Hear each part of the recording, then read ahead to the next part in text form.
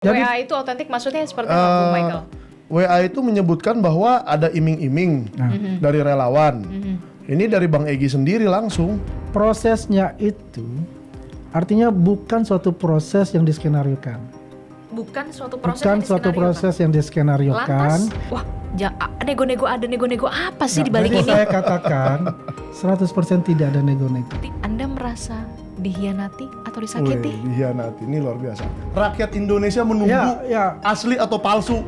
buat Pak Jokowi itu untungnya apa dan ruginya apa? Kan Wah, bisa gitu. Oh, untungnya apa? Nggak, artinya begini. Untungnya kan jelas bahwa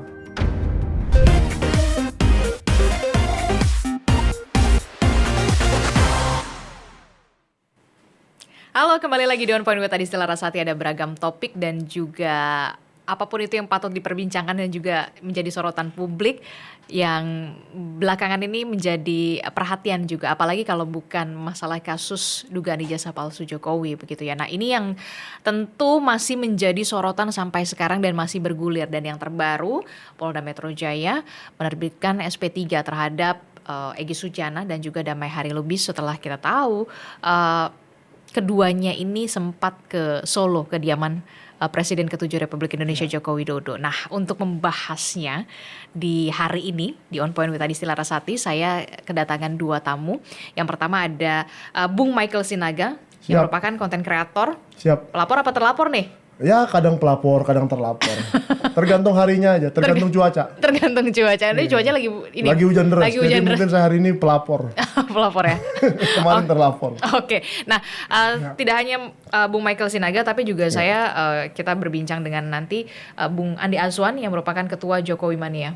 Apa kabar, Bung Andi? Alhamdulillah sehat, Mbak Desti. Kabar baik ya? Baik. Iya, kalau Bung Andi nih udah mampir beberapa kali lah ya di On Point with Adistila Rasati, tapi selamat datang untuk Siap. Bung Michael karena sudah mau mampir juga di On Point with Adistila Baru Rasati. pertama kali. Baru pertama kali ya.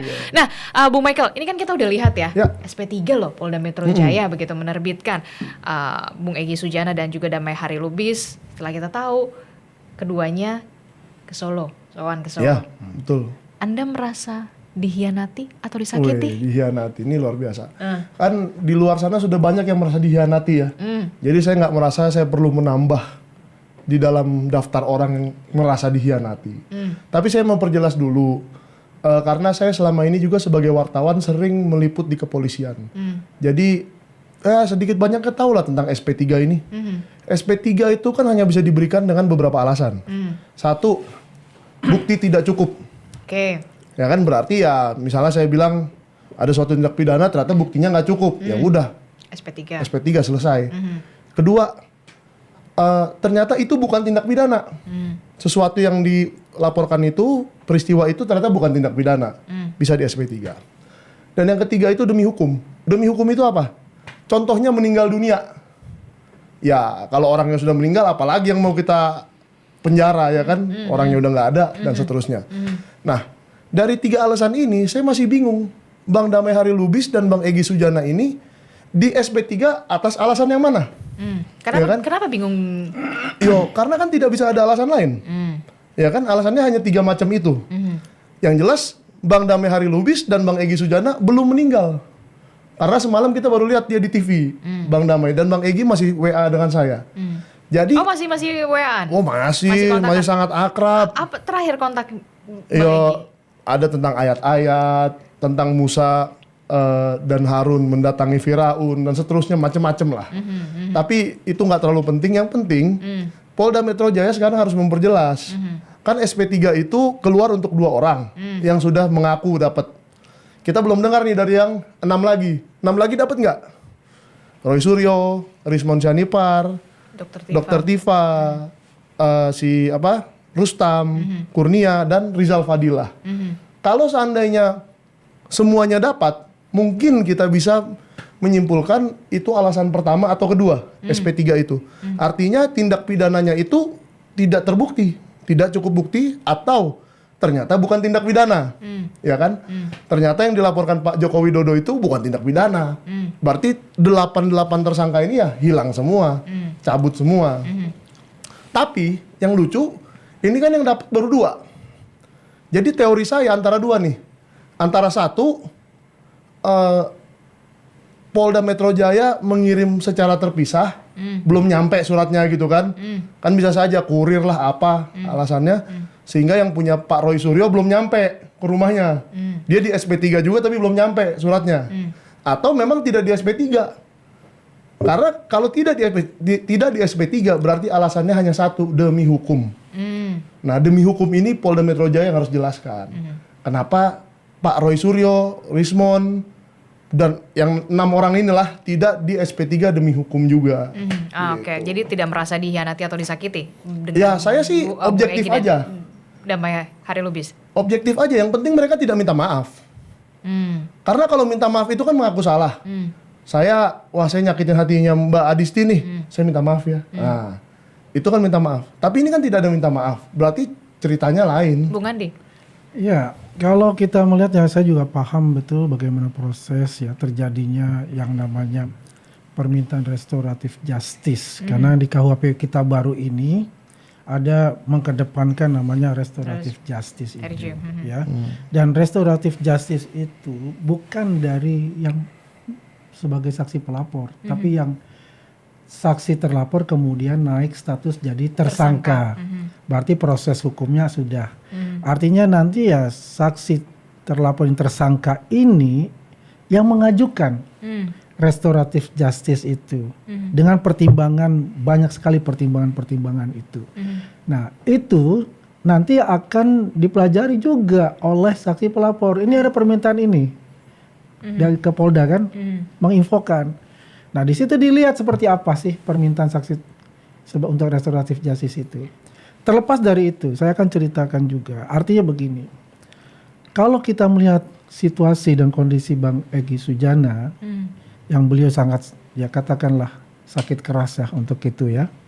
Ada yang mengatakan bahwa beliau itu sedang kena cancer ya, cancer usus ya, sudah stadium 4. Dan selama ini beliau itu artinya berobat ke luar negeri gitu loh, ya, ke Penang.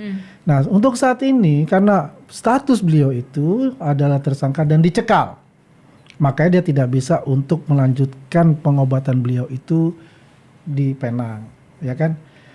Untuk bisa berobat ke sana ya memang harus ada namanya restoratif justice itu, ya. Prosesnya itu artinya bukan suatu proses yang diskenariokan. Bukan suatu proses yang diskenariokan. Jadi permintaan restoratif justice itu sudah dilakukan oleh Ibu Elida sebagai penasihat hukum beliau 2 minggu yang lalu itu. Karena teman-teman kami ada 3 orang sebagai saksi pelapor itu diberitahu oleh Polda Metro Jaya itu dan untuk bisa menyetujui restoratif justice itu. Jadi permintaan restoratif justice itu di Polda dilakukan oleh pengacara dari Bang Egy ya. Nah, waktu tanggal 17 Desember tanggal 15 itu Bang Egy kan mestinya hadir di gelar perkara khusus. Tapi beliau kan tidak ada. Kebetulan teman kami Bang Darmizal, Bang Rahmat ini sudah berteman dengan Bang Egy itu sudah hampir 40 tahun. Sejak tahun 88 mereka masih muda dan aktivis. Menelponlah dengan Bang Egy. Bang, lagi di mana? Oh, saya di rumah di Bogor. Abang sakit gitu loh. Cancer. Nah, abang gimana? Teman-teman ada bertemu nggak? Berkumpul nggak ke sana? Mengunjungi nggak? Abang tidak ada yang kunjungi. Gitu loh. Oke, kalau gitu besok saya mau datang ke rumah. Ya, besok saya mau datang menjenguk abang, gitu loh. Datang situ. Nah disitulah kalau kita lihat ada video yang beredar, Bang Egy menulis sebuah buku untuk Pak Jokowi, seiman dan seislam, CBM, cerdas, ya, berani dan militan itu. Ya adalah cicat-cicat sebetul itu ya. Setelah itu selesai pulang gitu kan. Kemudian tanggal 5 Januari, ini nggak ada yang tahu sebenarnya, ya saya bicara aja langsung. Bang Egy datang ke kantornya Bang Darmizal. 5 Januari? 5 Januari, kan tanggal 8 Januari di Solo.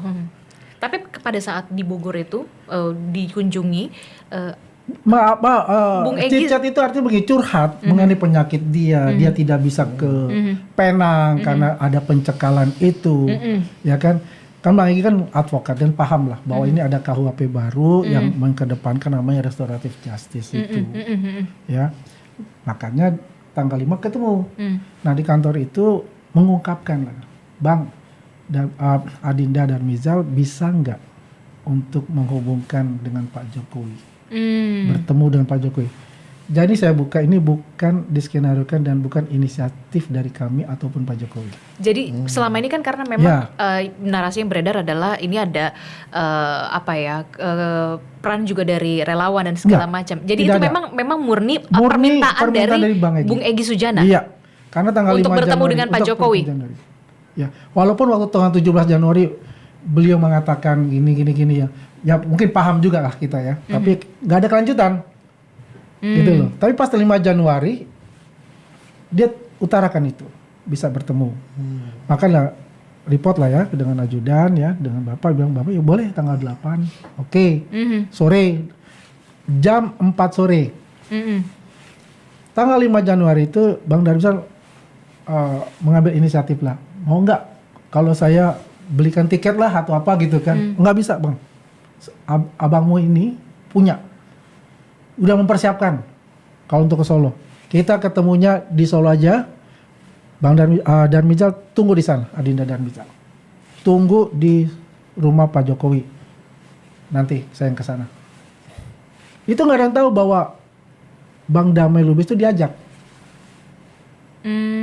Itu nggak ada yang tahu. Satu pun nggak ada yang tahu. Nggak ada yang tahu, kaget juga. Loh kok ada Damai Lubis gitu katanya. Karena yang ini kan cuma Bung Egy. Bang Egy dengan pengacaranya. Caranya. Ya, dengan Bunda Elida itu kan. Nah, di sana itu bertemu nih jam 4 sore sudah dijanjikan. Bang Darmizal 3:30 sudah di sana. Menunggu ya. Di rumah ajudan lah, itu baku hadapan rumah itu. 4:30 baru nyampe. Aku cerita dulu ya. Ya nggak apa-apa. Biar kita lebih enak. Kita biar bisa tahu tahu runutan kronologisnya ceritanya. gitu. Ya, saya dengerin. Jadi pas di rumah ajudan itu kumpul kan.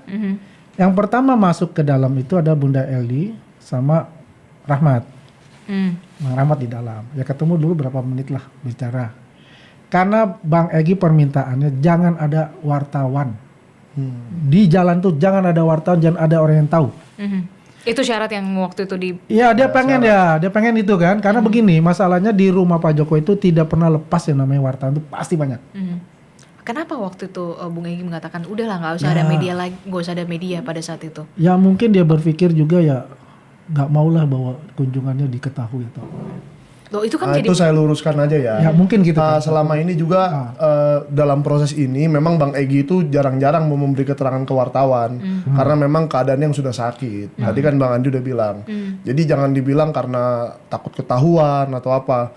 Kalau saya rasa sih soal restoratif justice ya. Ini juga harus diluruskan. Kenapa mesti diluruskan? Ya, restoratif justice itu nggak bisa diajukan dengan setengah-setengah. Artinya yang di restoratif justice kan itu, saya jadi kayak ahli hukum nih, tapi sebenarnya enggak. Tapi setahu saya, restoratif justice itu mengampuni sebuah perbuatan.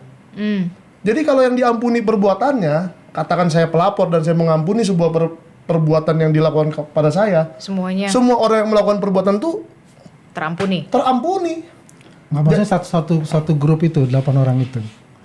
Harusnya semuanya, karena yang dilaporkan walaupun yang mengajukan hanya Bung Egy Sujana waktu itu. Jadi kan begini betul. Juga, saya harus sampaikan juga jangan biar sepotong-sepotong, ya. Jadi pas di sana itu, memang kalau kita lihat dan KUHP itu, yang melapor, yang terlapor itu mengajukan masing-masing restoratif justice itu, bukan satu bundling gitu, masing-masing. Karena ini yang kena, ini kan satu masing-masing orangnya, ya kan, secara individunya gitu loh. Melaporkan, meminta restoratif justice itu harus ada persetujuan dari pelapor. Kalau pelapornya itu setuju, bisa itu jalan restoratif justice itu.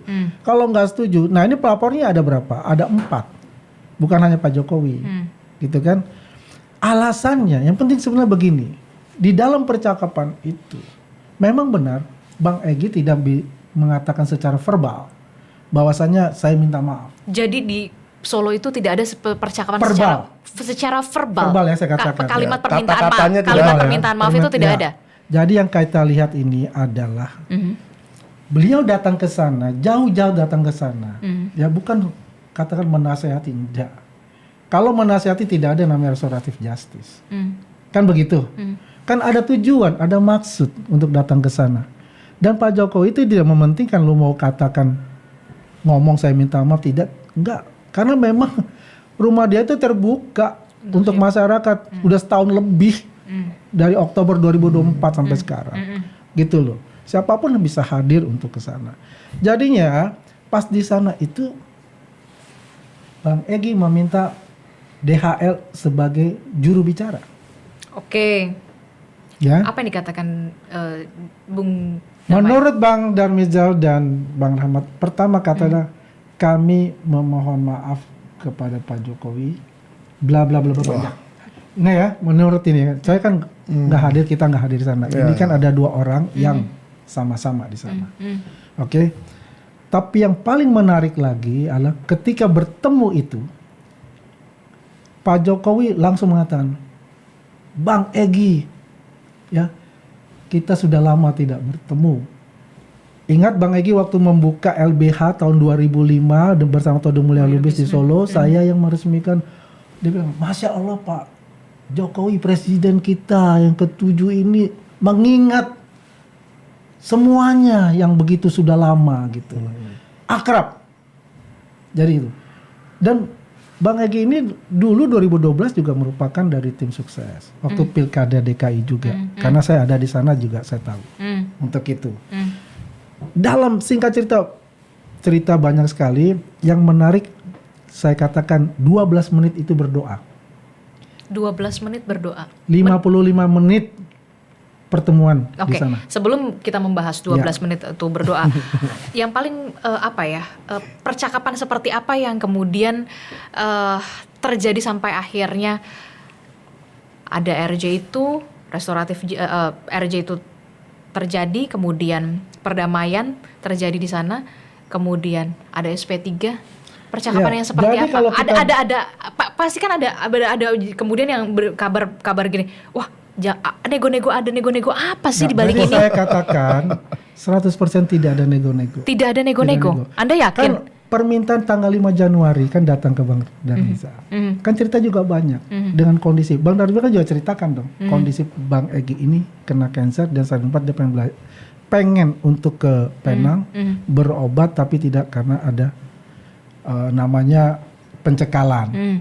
Ini akan dibuka pencekalan itu kalau ada restoratif justice. Oke. Gitu loh. Jadi awalnya itu adalah kemanusiaan. Jadi memang Pak Jokowi mau bertemu dengan menemui membuka pintunya rumah kediamannya begitu ya, memang karena memang hanya kemanusiaan. Satu memang kita harus kemanusiaan. Kan begini. Beliau mengambil suatu dalam hadis Nabi itu kan. Sebaik-baiknya orang itu adalah berguna kepada bermanfaat bagi orang lain. Bermanfaat kepada orang lain. Dan juga itu, maaf ya, aku baca dari kutipan dari ayat surat Yasin. Inna amru ija arada say'an an yakula lahu kun fayakun. Artinya, kalau Allah itu berkehendak tentang sesuatu, membolak-balikan hati manusia, itu akan terjadi. Jadi yang dikedepankan itu adalah betul kemanusiaan itu. Dan saya katakan lagi, Pak Jokowi itu bukan seorang pendendam, seorang negarawan, ya, yang memang dia tidak mau bahwa kasus ini bisa menyeret-nyeret katakanlah warganya dulu itu menjadi suatu pesakitan. Nggak ada untuk itu sebetulnya, ya kan?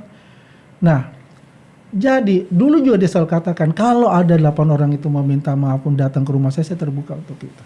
Bagaimana? Kalau proses hukum tetap jalan, kan begitu perkataan beliau kan begitu. Nah sementara ini ada 2 orang hadir minta dan melihat situasi dengan kemanusiaan dikedepankan itu restoratif justice itu sebelum itu udah jalan loh, ya kan? Berarti kan udah dapat info dong untuk itu. Dan dia bilang apakah setelah itu ya kita berdua ada di Rakyat Bersuara itu terus ribut ada terima WA dari beliau itu tidak Iya. maaf, oke, nggak masalah. Itu Karena Pak WA Jokowi, itu otentik. iya ya, oke kita maaf itu. Jadi WA itu otentik maksudnya seperti apa, Bung Michael? WA itu menyebutkan bahwa ada iming-iming dari relawan. Ini dari Bang Egy sendiri langsung. nah ini jadi ini perlu diklarifikasi. Iya, ini perlu kita luruskan. Karena begini seperti juga, apa karena jadinya. kalau nggak salah hari kemarin ya, penasihat hukum itu nggak ada bicara itu. Ya, dan ini Jadi- dikirimkan tidak ke saya sendiri ya. Dikirimkan ke beberapa orang yang Bang Egy paling percayai. Salah satunya Anda? Ya, menurut ini saya ya, menurut pemahaman saya begitu. Karena memang sejak kasus ini bergulir di UGM tanggal 15 April kemarin, ya saya dan Bang Egy itu banyak bertukar pikiran dan mungkin dia merasa saya ini orang yang bisa dipercaya untuk menyampaikan ini dengan apa adanya. Gitu kan? Yang pada singkatnya adalah Yang pada singkatnya, gampangnya satu, dia sudah beberapa kali didatangi oleh, dia benar mendatangi rumah Pak Jokowi, dan dia beberapa kali didatangi relawan, tapi yang kali ini baru dia terima ajakannya untuk mendatangi rumah Pak Jokowi. Tapi tidak ada minta maaf dan tidak ada publikasi. Jadi memang didatangi beberapa kali berarti. oleh relawan. Dia tidak menyebut siapa yang datang pertama atau kedua kali sebelum itu ya, tapi yang terakhir memang Darmizal dan Rahmat.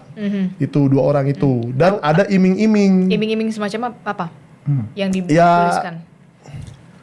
Ini saya word by word saja ya.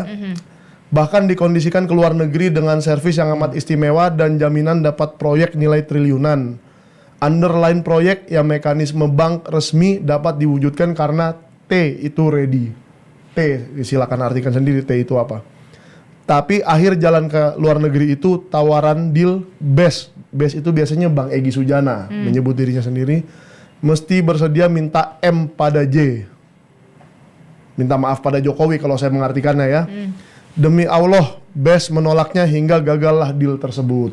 Jadi ini kan ya sudah bisa dibilang iming-iming, bahwa kemudian datang beberapa termul rejo, ini word by word ya, ke rumah best di Bogor dengan iming-iming ini itulah.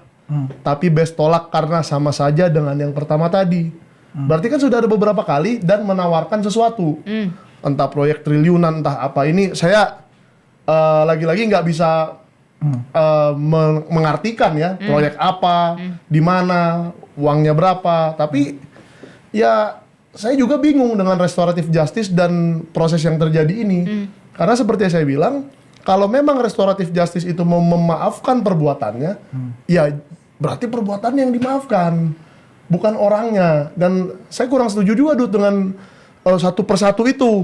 Satu persatu itu hanya terjadi kalau misalnya nih, saya melaporkan Mbak Adisti, ini kan 1 lawan 1. Jadi kalau Mbak Adisti minta maaf ke saya, ya udah, saya cabut, selesai. Tapi kebetulan ini, kasus ini memang agak unik. Mungkin karena melibatkan mantan presiden, jadi Polri juga membuat sesuatu yang unik. Bahwa ada beberapa laporan di berbagai tempat, berbagai pelapor, berbagai kejadian, berbagai terlapor dijadikan satu. Ini kan nggak pernah terjadi sebelumnya. Nah, itu gimana, Bapak Ya kan? Adi Aswan, Bung Sehingga kalau ini mau dibuat restoratif justice, 4 pelapor harus setuju. Dan bagaimana? Saya nggak ngerti. Jadi harusnya tuh 12 terlapor ini atau 8 tersangka ini ya harus mau semua. Nah, jadi ya Harus berdamai semua. Tapi saya ingin tanya dulu. Nggak bisa satu-satu diketeng-keteng, dicicil-cicil. Oke. Karena hukum tidak begitu. Oke, nah saya ingin luruskan dulu yang soal WhatsApp ini. Ya. Bagaimana kemudian relawan merespon ini? Saya ini terus dari terang aja, Bung Bes. pertanyaan saya kan begini. Ya agak kontradiktif juga. Ketika pulang dari Solo, semua TPU itu kan dipecat ya, pengurusnya. Ya, dan saya meluruskan, ini WA ini tidak diterima oleh anggota TPU yang dipecat Ya, itu. ya, jadi saya nggak ini dulu saya cerita. Kemudian Ya. saya katakan kontradiktif dengan adanya WA seperti itu kan begitu. Ya, karena ya selama ini mungkin ya quote unquote itu mereka menentang lah adanya suatu permintaan restoratif justice itu, kan begitu. Yang jelas WA itu buat saya, buat kami, buat Pak Jokowi itu tidak masalah mau bicara apa.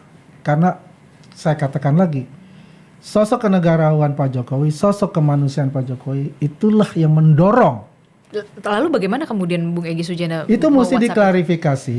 Kalau misalnya bicara itu kan yang tahu itu adalah penasihat hukum. Apakah itu kan begini? Apakah itu dikirim langsung, diketik langsung oleh Egy Sujana yang katanya dia sakit, ya kan? Ataukah ada asisten yang mengetik itu, dia ngomong? Oke, Ya jadi kan? Anda mempertanyakan itu Ya juga. pasti itu kan dipertanyakan untuk masalah itu, ya kan? Karena ini malah justru menurut saya, ya itu kalau ditanya kepada kami ya, buat apa ada restoratif justice? Ya kan? Kalau kita bertanya kepada relawan, beda dengan pandangan ke depannya dari Pak Jokowi. Oke, jadi tidak ada tuh Anda membantah Ya, kalau saya itu mendatangi bicara- beberapa kali ke Dia Bung kan Egy. saya sudah jelaskan, kalau relawan mengiming-imingi, apa yang mesti diiming-imingi, namanya juga relawan. Kalau Ini- berdasarkan itu ada proyek dan Ini segala saya- macam Ada keluar proyek, dia kan bukan lagi sebagai presiden, nggak ada proyek-proyek apa untuk bicara itu kan, dia bukan presiden. Kalau itu yang memang yang bisa menjelaskan Ya mungkin apakah ayah betul dengan itu anak adalah kan Pak masih bisa Jokowi. bicara lah. Nggak bisa, itu kan punya aturan sendiri. Presiden dan wakil presiden itu mempunyai pembatasan wewenang. Nggak bisa. Semua itu ada di tangan presiden. Jadi Ya. Anda membantah soal Ya, ada begini, iming-iming. kalau kita bicara saya membantah, saya juga apa yang perlu saya bantah, ya kan? Karena ini harus mengklarifikasi itu adalah yang mengirim ini. Kali dari sisi kami, ya, dari sisi kami tidak ada hal seperti itu. Tidak ada tawaran. Tidak ada sama tawaran sekali seperti tidak ada itu. tawaran yang tidak ada sama sekali. Saya katakan 1000% itu. Sedikit itu, pun? Sedikit pun. Ya, kalau bicara itu begitu-gitu ya. Kalau kita sudah lama lah, kita tahu kenal Bang Egy seperti apa. Kan begitu, tipikalnya kan tahu. Kita bisa melihat aja kalau orang datang ke rumah seseorang yang berseteru begitu lama dan statusnya adalah tersangka. Ya, apa maksudnya? Mau nasihati? Apa yang perlu dinasihati gitu loh. Ya kan? Kalau ada maksud tertentu, kita harus tanyakan apa sih maksudmu begitu? Ya kan ternyata ada restoratif justice permintaannya. Ada permintaan Oke, jadi dari Kan tanggal 22 November nih ya, saya mau mengomentari yang kata Bang Andi, itu yang nulis Bang Egy sendiri atau orang lain. Nah, dari banyaknya saya WA dengan Bang Egy ini bisa dilihat nih seberapa banyak. Dari November sampai ke sini aja udah ratusan WA. Dari cara mengetik dan tata bahasanya, saya yakin itu dia sendiri. Anda yakin itu? Saya yakin Bung itu Egy dia sendiri Sujana yang menulis sendiri. Ya dia sakit kan bukan berarti tangannya lumpuh, toh masih bisa mengetik dengan handphone. Jadi itu nggak masalah. Nah tadi apalagi Bang kata Abang tadi soal apa tadi terakhir? Saya lupa. Saya mau mengklarifikasi restoratif itu. Restoratif justice, justice. Termasuk juga ngapain juga kalau misalkan mau Oh ya, ngapain datang ke situ gitu. Nah, di sini ada ditulis oleh Bang Egy, kok Abang dicekal juga ya? Kan ini kriminalisasi sangat. Belum juga dilidik. Nah, jadi kan pencekalan itu untuk seseorang yang sedang sakit dan berobat, itu kan luar biasa. Dilidik Padahal atau disidik? Tadi itu dilidik. Ya, Kalau dilidik kan belum tersangka, ini kan sudah tersangka. ini dari November, Bang. disidik. Oh berarti November.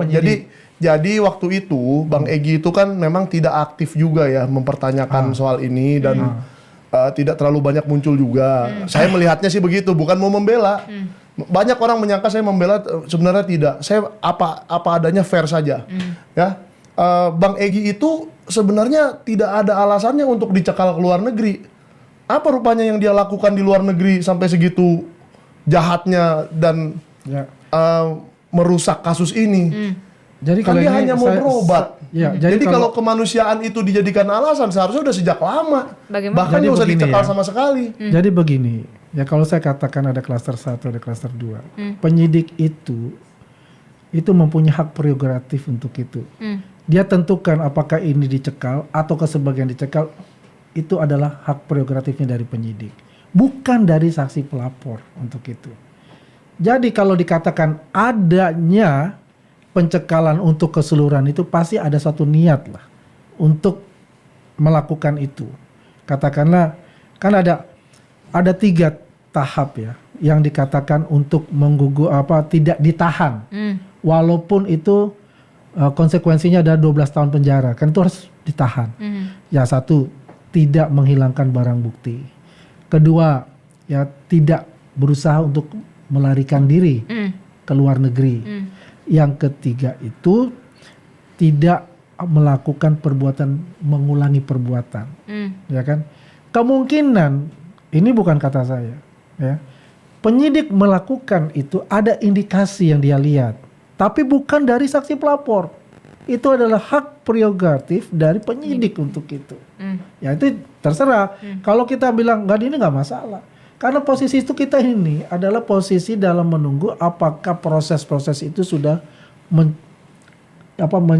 melalui tahapan-tahapan yang memang sesuai dengan KUHP. Kan kita pelapor. Pelapornya defend lah, diam aja untuk itu, menunggu semua proses untuk itu kan. Kita tunggu aja selesai, misal P2C ya tinggal di pengadilan. Adanya KUHP baru itu memang ada sesuatu hal, karena kemanusiaan itu di KUHP itu dikemukakan untuk itu. Dan ada alasan yang memperkuat itu karena posisi dari Bang Egy Sujana itu dengan kesehatan yang sangat mengkhawatirkan. Oke, jadi itu alasan utama. Kesehatan. Jadi begitu. saya kutip tuh kata-kata Bang Andi tadi bahwa takutnya melarikan diri ke luar negeri. Orang dia keluar negeri itu di rumah sakit kok melarikan diri gimana? Untuk berobat. Untuk berobat. Saya tahu beberapa kali dia ke Pineng, makanya berhalangan waktu kita ajak gelar perkara khusus lah, atau ada acara ini itulah. Lagi di luar negeri, mohon maaf lagi berobat. Itu saya kasih tahu yang saya tahu bener aja, ya kan? Dan menurut saya sih dari awal tidak ada urgensinya mencekal ini.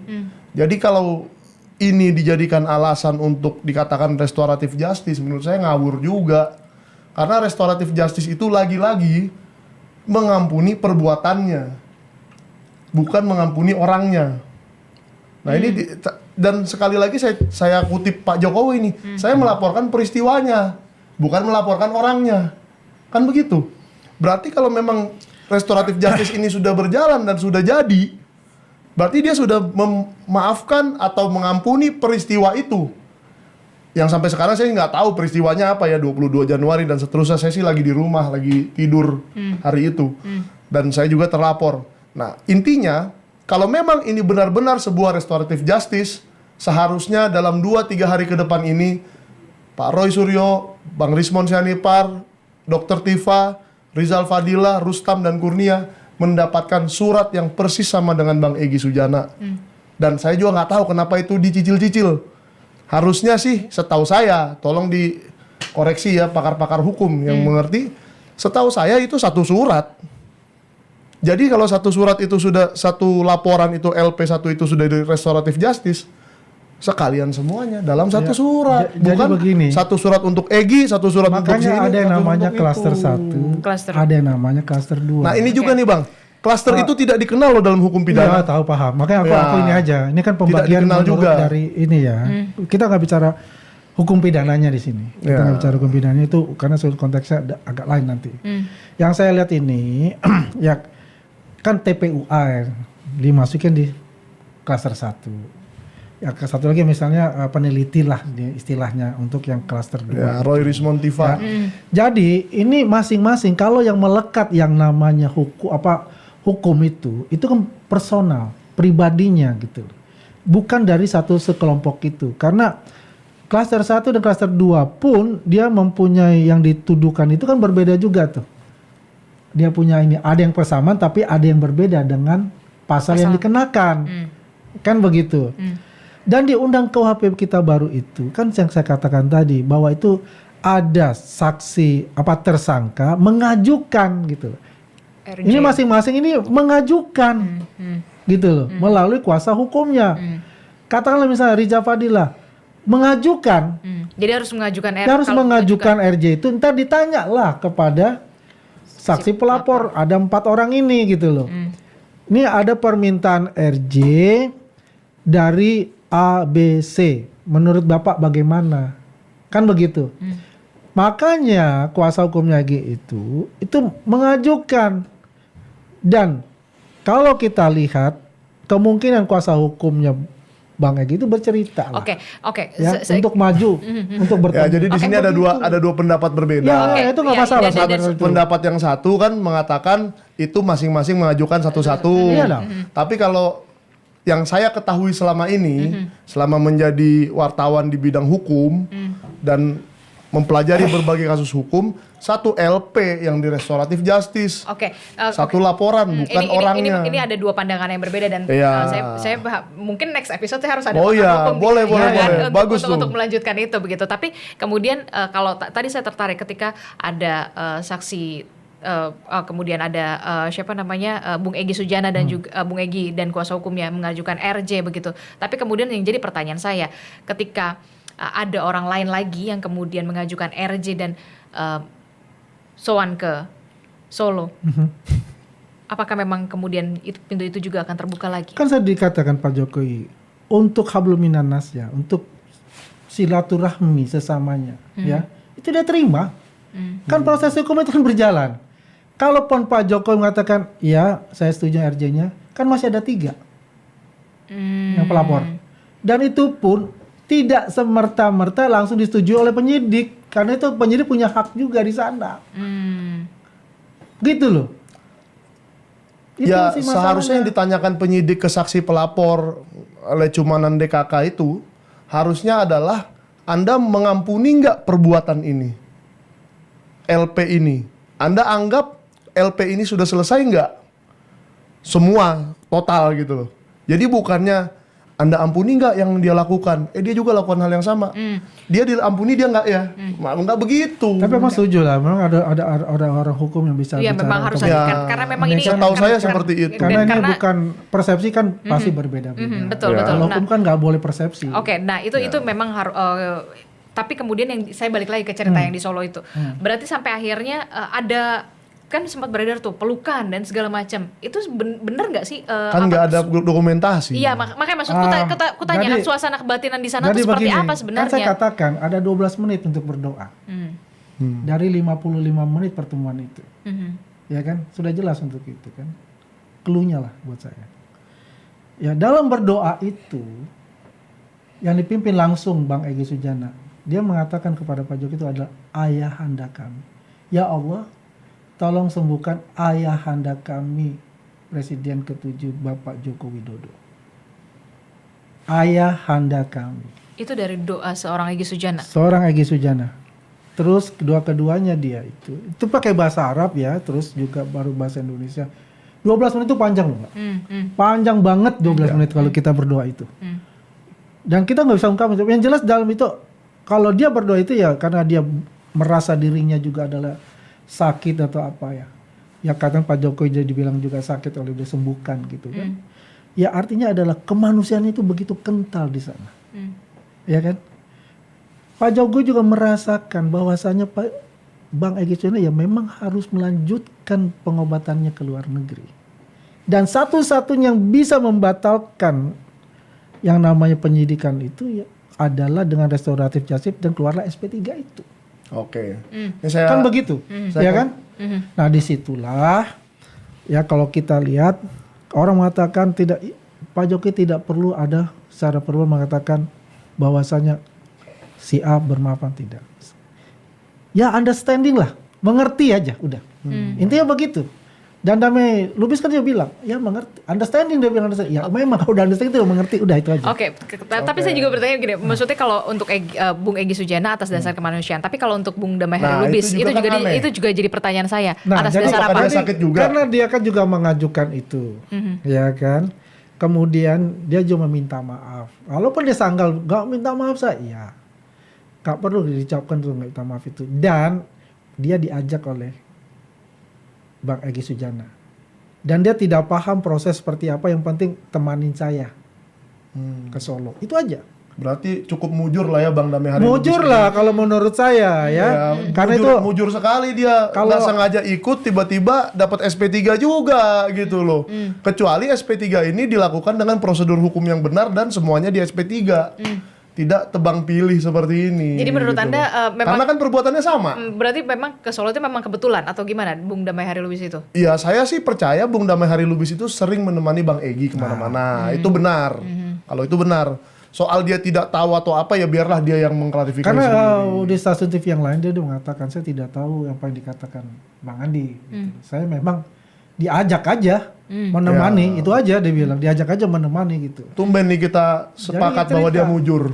Ya, Ya memang kan? kenyataan faktanya demikian. Kan Iya, begitu. saya senang karena di sini kita tidak emosional, Ya, memang. seksual, ya kan? Ya sudah gitu, Ya. berbicara santai Jadi saja. Soalnya dingin studionya.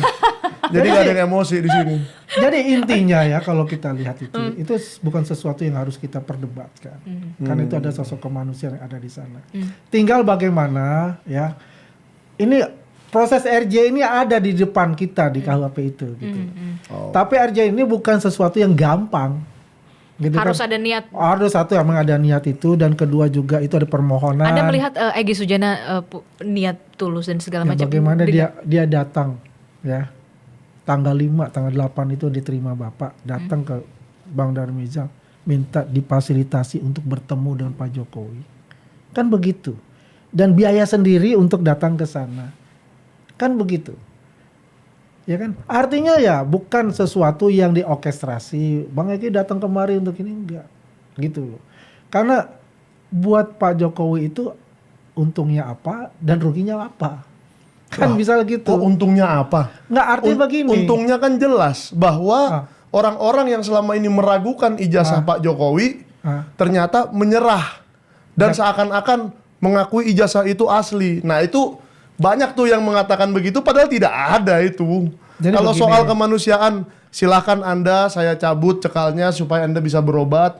Dan kalau untuk itu harus SP3 lah. Nah itu kan berbeda dengan mengakui ijazahnya asli gitu loh. Nggak ada pengakuan masalah ijazah. Ya tidak ada. Nah Tidak ini ada. berarti Itu- kita fair. Nggak, itu saya fair ngomongnya. Ya. Tidak ada pengakuan masalah ijazah itu asli atau tidak. Tergantung persepsi masing-masing untuk itu. Ya. Karena itu adalah masalah cuma satu kok. Kemanusiaan. Itu aja. Ya, betul. Nggak ada istilah you mau terima. Silahkan mau terima secara pribadi silahkan. Mau diumumkan, kalau mau diumumkan silakan. Nggak ada, makanya saya bilang tadi nggak ada untungnya Bapak Jokowi, juga nggak ada ruginya. Yang semata-mata itu adalah kemanusiaan. Ya. Intinya itu aja, ya. Jadi proses hukum ya tetap aja nggak apa-apa, memang jalan gitu proses hukum itu. Tapi kemudian kalau misalkan ada Ya. beberapa orang lagi yang kemudian untuk bersilaturahmi ke Solo. Silaturahmi selalu terbuka, ya. Proses kalau dia mengajukan RJ itu apakah diterima atau tidak itu kan lain cerita. Oke. Ya kan dia ajukan atau apa. Tapi silaturahmi itu dikedepankan. Itu aja. Itu Ya. aja, masa tidak ada pemaksaan ya. Oh ya memang tidak ada. Ini jalan terus gitu. Nggak ada masalah. Ya. Itu aja. Nah, itu gimana? Jadi Begini, rumahnya Pak Jokowi saya sebenarnya- senang juga Bang Andi ini mengatakan bahwa proses hukum berjalan terus. Ya. Karena proses hukum yang berjalan terus itu harus kita ingat tidak hanya di pidana Polda Metro Jaya. Tetapi ada sidang CLS di Solo, citizen lawsuit, yang sudah mendatangkan Komjen Pol Purnawirawan Ugroseno minggu lalu dan mendatangkan sebuah ijazah asli dari pemiliknya di tahun kehutanan tahun 85 UGM. Nah itu juga sebuah proses hukum yang akan berlanjut terus. Dan kedua ada juga proses hukum yang berlanjut terus di KIP, Komisi Informasi Pusat, yang kemarin dimenangkan Pak Bonatua Silalahi. Saya mengucapkan selamat untuk kemenangannya Pak Bonatua, di mana ijazah Pak Jokowi yang dipakai di tahun 2019, 14, 12, 2010 dan 2005 harus dibuka semua. Termasuk tanda tangannya, legalisirnya, tanggalnya dan semuanya. Nah, itu ijazah proses fotokopi yang dilegalisir. Oh ya, ijazah fotokopi yang dilegalisir. Tentu yang dilegalisir fotokopi. Nah, jadi 3 proses hukum ini kita jalani terus saja sampai ada muaranya, ujungnya. Dan saya juga kepingin begini ya, kalau memang Bang Andi bisa sampaikan ke Pak Jokowi, atau saya pun kalau mau bertamu ke Pak Jokowi kalau diterima, saya akan sampaikan, Pak. Tapi Anda mau masyarakat ke Pak Jokowi gitu ya? Untuk ya, tapi jangan dinarasikan minta maaf ya. Entar saya lagi di dalam, orang yang di luar ngomong lagi. Ajudannya ngomong lagi, ada minta maaf atau ada apa, Yakub jadi- ngomong lagi minta maaf. Jadi nggak ada gitu. Bukan, jadi begini Bang. Ajudan itu enggak, nggak bicara. bukan, ini Yakub yang ngomong minta maaf. Sorry Pak Ajudan. Jadi yang saya katakan, menurut saya Pak Jokowi sekarang harus, ini sudah di babak terakhir nih. Pak Jokowi pun saya rasa sudah harus embrace lah. Embrace itu apa? Ini sudah ending. Endingnya itu asli atau palsu. Jangan restoratif justice atau tidak, tersangka atau tidak, ditahan atau tidak. Itu kan semua pengalihan sebenarnya menurut saya. Pengalihan. Karena pada intinya ada menyebut itu pengalihan. Karena pada intinya ketiga proses hukum ini ingin membuktikan ijazahnya asli atau palsu. Karena sudah digunakan 5 kali loh. Jadi 5 kali pencalonan. Jadi mungkin saya jawab ya. Itu. Ya itu memang haknya Michael Iya. dan kawan-kawan. Enggak, ini itu. maksud saya rakyat Indonesia menunggu Ya. asli atau palsu sudah setahun ini. Ya banyak itu. Makanya kan proses untuk menentukan asli palsu itu kan di pengadilan. Iya, di CLS Solo. Jangan di CLS. Kita bicara bukan masalah CLS, bicara KIP. Ini kita bicara pengadilan ada as a whole. Iya. Ya kan? Ini Salah kan satunya itu. ya kan Pak Joko selalu mengatakan ya, kalau diminta pengadilan untuk menunjukkan, ditunjukkan. Ya kan begitu. Sekarang kan ijazah Pak Joko nggak di tangan beliau. Oke. Itu ada di tangan Polda Metro Jaya untuk itu kan. Ya, jadi yang kalau kita lihat itu, ya kalau kembali lagi masalah restoratif itu bukan sesuatu yang dikatakan diminta Pak Jokowi. Tidak, karena tidak ada undang-undangnya mengatakan pelapor itu memberikan restoratif justice. Oke, tapi kemudian tadi Tanpa ada permintaan dari yang tersangka gitu. Sudah ada proses hukum. Gitu loh. Kita kembali ke sana sebetulnya. Ya. Ya. Kalau masih ada pengadilan A, pengadilan B, ya silakan masing-masing mempunyai lawyer untuk itu. Saya tidak akan menyentuh ranah itu Ya, itu dan ranah kita hukum. hormati Ya. proses hukum yang sedang Proses hukum berjalan silakan proses aja. hukum perdata Silakan. itu adalah proses hukum yang membuktikan keaslian sebuah dokumen. Kalau proses hukum pidana tidak bisa membuktikan itu. Itu membuktikan perbuatan seseorang pidana atau kriminal atau tidak. Jadi sebenarnya kalau kita terus mengejar yang pidana ini salah. Ngaco. Karena yang diinginkan rakyat Indonesia itu adalah asli atau palsu. Jadi kan makanya Kalau itu asli, gini Bang, ini saya katakan depan Abang. Kalau itu asli, saya duluan yang mengatakan itu asli. ya makanya kan saya katakan Oke. ini mirip dengan Bang Egy Sujana tanggal 7 Januari 2025. Kalau saya melihat ijazah aslinya Pak Jokowi itu adalah asli, case close. Ya, Betul case kan? close. 8 Januari, ya kan, dia datang ke Solo. Ya, saya tidak tahu akan membuka pembicaraan seperti apa, ya kan. Kemudian restoratif justice, ya case close, SP3, ya kan. Karena apa? Dalam gelar perkara khusus itu kan penasihat hukum beliau mengatakan ini asli, ya walaupun perdebatan secara internal mereka. Ya, Bukan kita internal Bang. Karena dia kita kan nggak tidak punya masuk ke arah itu. dia dan tidak itu punya adalah keahlian untuk mengatakan itu persepsi dia, asli. dan itu dia katakan Pak Egy Sujana yang percaya itu, ya itu adalah merupakan tugas dari penasihat hukum itu. Karena tugas penasihat hukum itu adalah bagaimana membebaskan kliennya kan, bukan menjerumuskan kliennya gitu loh. kalau itu intinya betul, begitu. itu Ya. betul. Tugas Jadi, penasihat hukum itu. Iya, jadi yang itu. Tapi, kalau kita lihat, udahlah kita tunggu aja proses hukum. Karena Itu proses bisa hukum masih karena berjalan. masih berjalan, ya kan. Ya. Kita percaya masing-masing lawyer mempunyai ya triknya, mempunyai evidence-nya dan sebagainya. Itu kita ini kan. Yang penting kita ini adalah satu pendukung itu memberi edukasi kepada masyarakat bahwasanya kita walaupun berdebat, tapi kita kedepankan yang namanya persatuan dan kesatuan dan NKRI itu. Oke, kita akan lihat bagaimana proses hukum yang berjalan, begitu ya, termasuk juga soal pembuktian nanti di persidangan. Kita harus saling menghargai soal ini, begitu Ya. kan? Termasuk ini eksklusif loh. Hari Selasa nanti saya akan menjadi saksi di sidang CLS Solo. Oke, hari Selasa. Hari Selasa. Jam berapa? Jam 9 pagi atau 10 pagi. Apa yang lah. Anda siapkan? Saya udah siapkan ini. Bukti bahwa saya selama ini adalah pendukung Joko Widodo. Wow. Bahkan di koran Sentana itu tidak pernah saya tagih ini. Saya selalu memberitakan bersama Bara JP. Kalau Abang tahu Bang Sihol Manulang. Tahu sih. Nah, dia Ini lah terbit tahun ini terbitan 2012 ini. coba Itu pilkada DKI. Ini menang pilkada DKI karena masih kotak-kotak bajunya ya. Tapi setelah itu sampai pilpres, saya tetap menjadi pendukung dan tergabung di Bara JP waktu itu. Kalau Bara JP yang sekarang, saya kurang tahu pengurusnya siapa lagi. Nah, tapi intinya pendukung-pendukung seperti saya ini banyak yang kaget. Kenapa kok tiba-tiba ijazah ini dipersoalkan sebegitunya, luar biasanya, dan 3 orang ini kayaknya mempunyai bukti-bukti yang sahih gitu loh. Kok bukti-bukti yang analisa yang diungkapkan Pak Roy Bang Rismon ini kok rasanya itu benar gitu loh. Jadi kalau itu Ini masih ada kata rasanya ya.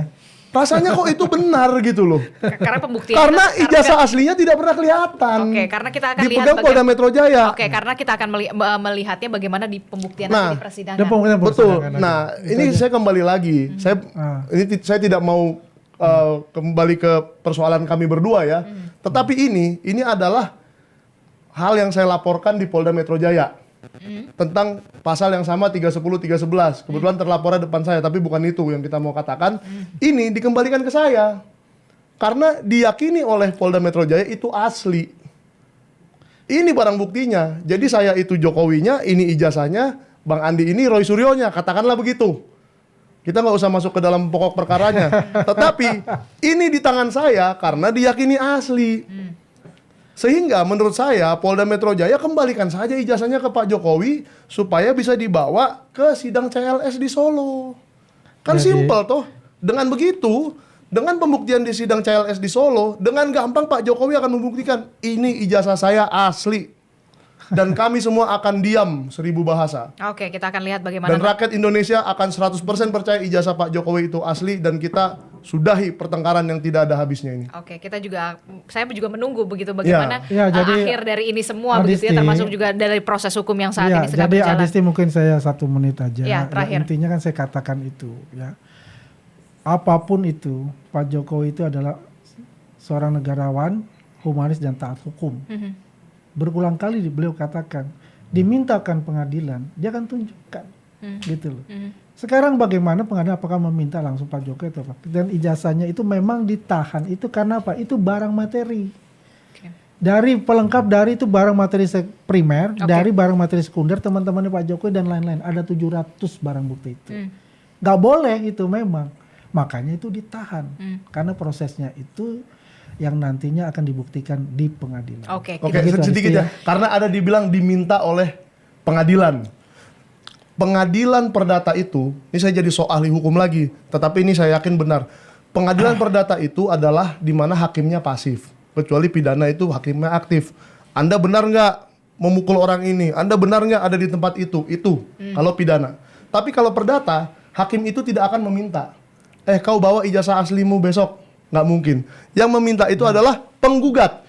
Ya udah kalau Tapi penggugat, kalau gitu nggak bakal selesai. tunggu. Tetapi penggugat. Ya itu artinya peradilan itu sudah meminta Pak Jokowi membawa ijazah asli itu melalui lawyernya dia YB Irfan yang datang. Ya, sudah jadi, berkali-kali berminggu-minggu. Kan penggugat. Jadi sudah diminta oleh peradilan, sudah diminta oleh pengadilan. Jangan dibilang diminta oleh hakim karena itu tidak akan terjadi. Sudah diminta oleh pengadilan CLS Solo untuk menghadirkan ijazah asli itu berkali-kali. Dan sampai hari ini tidak ada juga. Oke, baik, kita akan Jadi lihat janjinya saya tunggu juga. Oke, nanti kita akan lihat begitu ya bagaimana muara ini karena memang kita harus menghormati proses hukum yang lagi-lagi yang sedang berjalan. Terima kasih Bung Michael Sinaga sudah bergabung bersama kami. Bung Andi Azwan, terima kasih sudah bergabung bersama kami. Sehat selalu ya untuk kalian berdua begitu ya. Dan nanti kita akan banyak sekali topik yang masih menarik untuk disorot dan juga diperbincangkan di On Point with Adisti Larasati. Kita ketemu lagi di episode selanjutnya. Terima kasih, sampai jumpa. Thank you ya. Thank you.